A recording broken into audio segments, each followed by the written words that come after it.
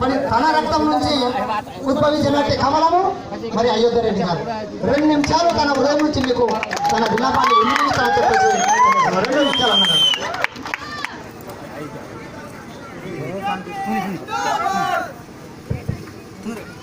వేదికలుగా కనిపించినటువంటి పెద్దలు, ఈ సభా వేదికకు వచ్చినటువంటి అక్కా చెల్లెలు అన్నదమ్ములందరికీ కూడా పేరు పేరున శుభాభివందనాలు అభినందనాలు తెలియజేస్తాను.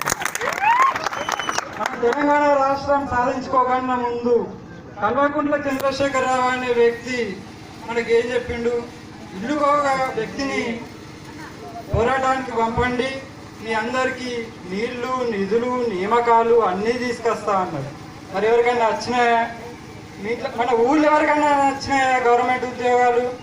ఎవరికి రాలేదు. డబల్ బెడ్రూమ్లే కావాలా అన్నాడు. మరి ఎక్క ఇల్లు వచ్చిందా? రాలే. నీళ్లు రాలే, నిధులు రాలే, నియామకాలు రాలే. మరి ఎందుకు ఇంకా ఆయనకు పట్టం కట్టాలా? ఆయనను ఎందుకు గెలిపించాలా? నేను ఒకటే చెప్పగలుస్తున్నా ఈ వేదిక పై నుంచి, తెలంగాణ ప్రజలను ఓటు అడిగే హక్కు భారతీయ జనతా పార్టీకే ఉంది.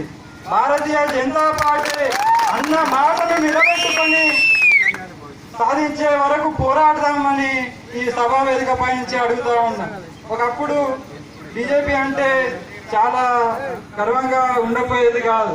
ఎందుకంటే పాయల శంకర్ గారు వచ్చినప్పటి నుండి ఆయన ఎంబడి ఒక గుంపులాగా చాలా మంది నాయకులు తయారైపోయింది.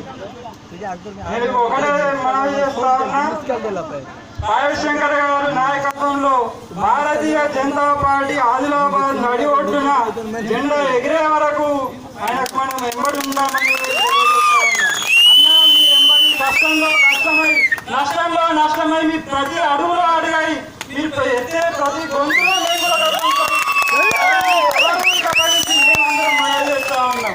ఈ అవకాశం ఇచ్చినటువంటి పెద్దలకు అందరికీ కూడా ధన్యవాదాలు తెలియజేస్తా ఉన్నాం.